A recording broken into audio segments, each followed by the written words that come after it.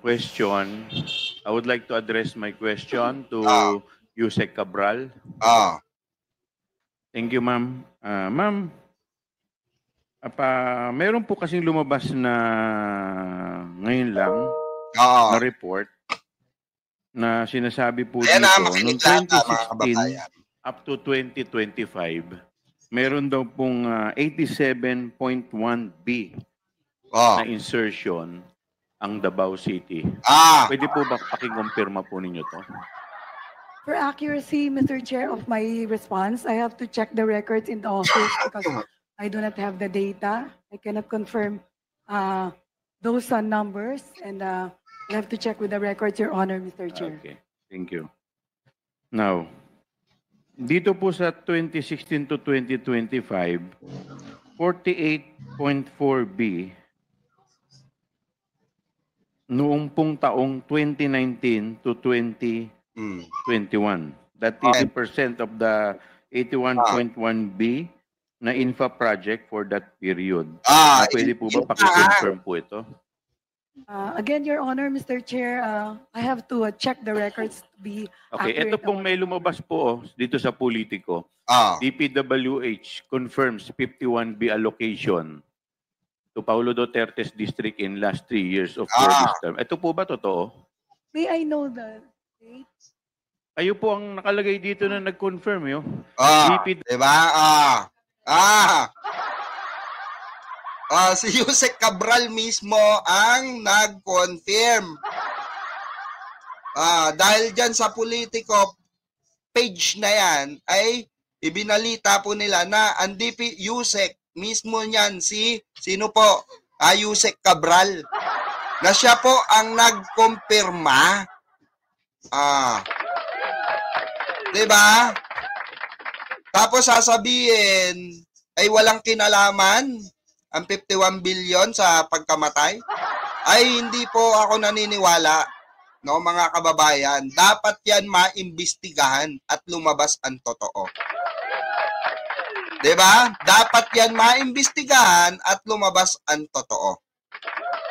WH Undersecretary Maria Catalina Cabral. Kayo po ba to? Your Honor. Yes, Your Honor. Okay. Kino-confirm po ninyo? Again, I have to check, Your Honor, because I'm not accurate. I'm not certain about the number on the published news of Politico, Your Honor. Ayan po, may nakalagay pa po dito na base sa report ng aming programming division, we confirm na yung pong mga amount na nabanggit ninyo noong 2020, 2021, 2022, based po sa National Expenditure Program ng DPWH at yung pong General Appropriation Act o GAA sa distritong ito ay tama po, and we confirm those budget. Ano po masasabi niyo dito? Again, Your Honor, I no longer recall, so I have to confirm with the records in the office, Your Honor, Mr. Chair. Okay. And dito po sa 51 billion, based sa record po, at based din dito sa newspaper na, dito po sa online article, 29B was inserted sometime in 2021 budget or GAA. Do you confirm that? Again, Your Honor, I have no records on hand. I have to confirm with the planning service, Your Honor. All right.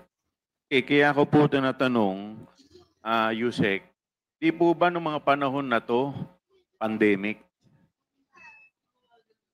2020 po yata yung pandemic. 2020 to 2021 yata, Your Honor. And yet, meron pa pong flood control na ganito kalaki. Di po ba ng mga taon na yun, parang umutang pa po tayo, yung bansa natin? Correct. Hindi po ako nagkakamali. Para po sa mga medical medical kit, sa lahat po ng mga, kasi pandemic po nun eh. I have no knowledge of the Kasi kung kung ganito po kalaki to, bakit pa po tayo ng utang? Di sana ito na lang po ay ginamit na lang natin para po sana hindi na po tayo ng utang. Correct. Sige, okay.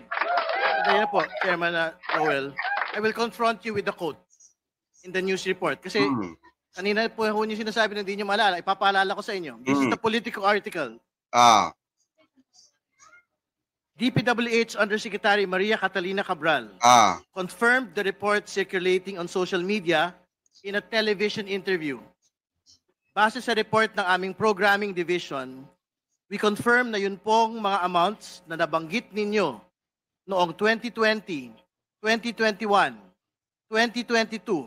Yon. Base po sa National Expenditure Program, NEP, ng DPWH at yun pong General Appropriations Act, GAA, sa distritong ito ay tama po and we confirm those budget. So, naalala niyo na po ba, Undersecretary Cabral?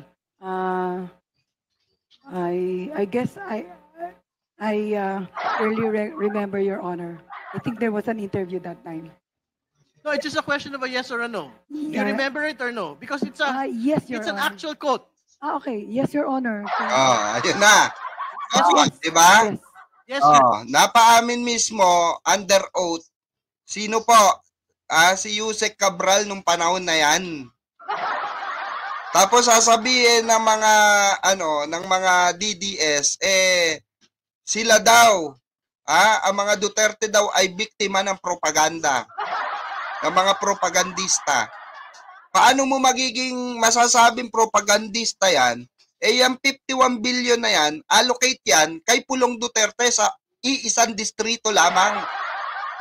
Na mismong may under oath, kanino po? Galing po kay Yusek mismo. Diba?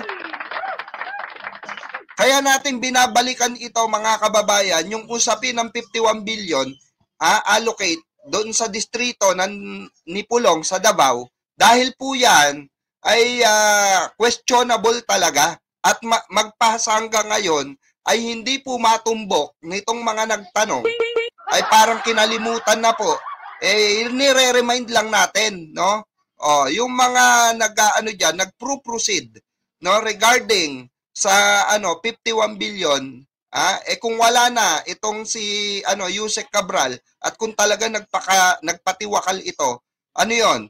Ganun na lamang yung 51 billion?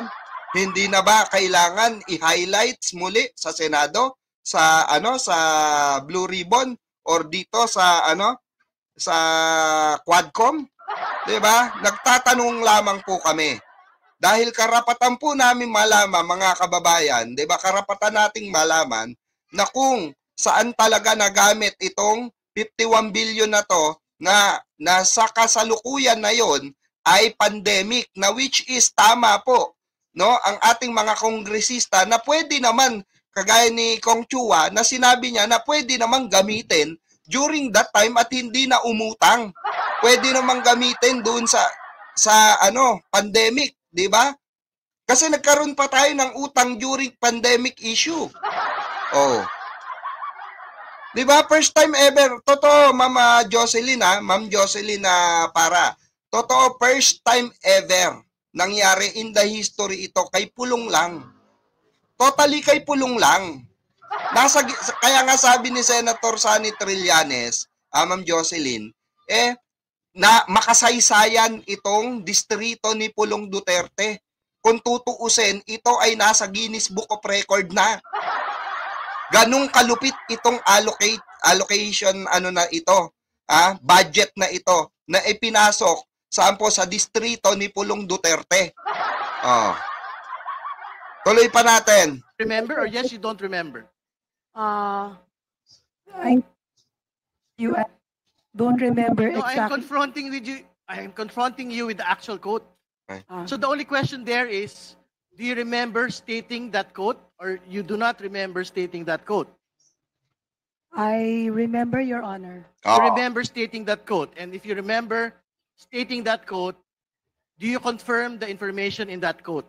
That That you confirm those amounts if na that's- nabanggit, excuse me, let me finish, amounts na nabanggit ninyo noong 2020, 2021, 2022. Base po sa NEP ng DPWH at yun pong GAA sa distritong ito. Therefore, the distrito po of Congressman Paulo Duterte ay tama po and we confirm those budget.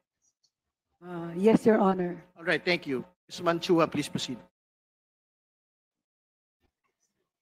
Mr. Chair, just one question to Mr. Diskaya, please. No, do you have more questions to Undersecretary Cabral? Kay Diskaya lang. Thank you for your response, Undersecretary Cabral. Mr. Diskaya a moment ago said that he is willing to submit the documents, no, of the projects that he had from 2016 to 2022. Di ba?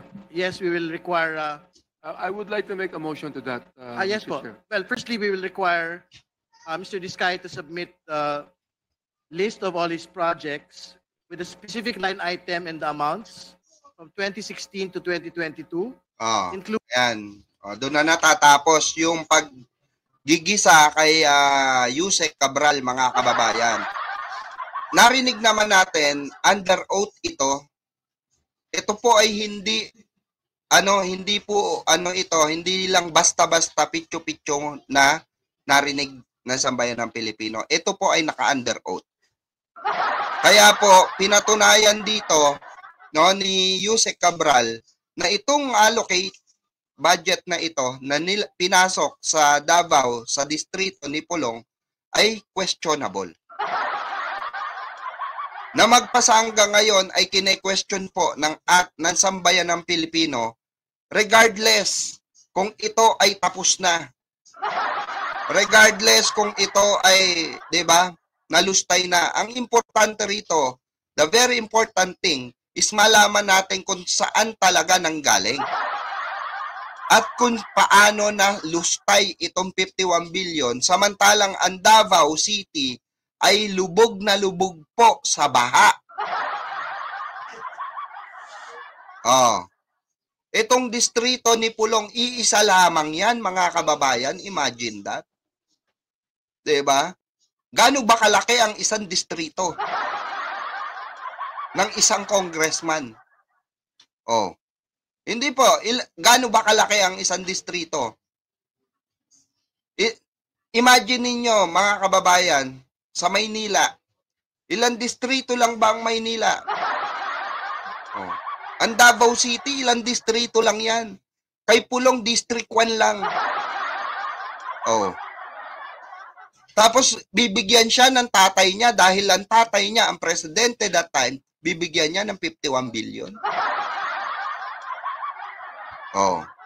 Ito sa tingin niyo, kayo tatanungin ko, mga kababayan, ito ba sa tingin niyo may kinalaman sa pagkamatay ni Yusek Cabral? Kasi kung ako ang tatanungin niyo, ang paniniwala ko po diyan, malaki ang tsansa or malaki ang inambag ng issue na ito. Okay? Sa usapin ng pagkawala ni dating Yusek Cabral. Diba? Kasi,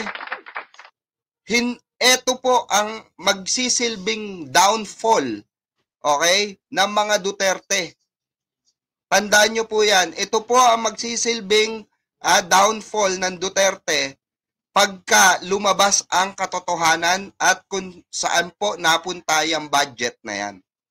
Ang pinagtataka lang ng ibang kababayan natin Pilipino, yung mga nag-imbestiga dito ay bakit parang natameme na. Kahit ako, parang simula nung naimbestigahan ng ating mahal na Pangulo ang flood control project, pinaimbestigahan ang flood control issue, ay parang nawala na parang bula yung mga kongresista na namumuno, okay, namuno sa investigasyon ng 51 billion allocation budget ni Pulong Duterte sa Davao. Diba? Nakakapagtaka, hindi ba kayo nagtataka? Nanahimik lahat.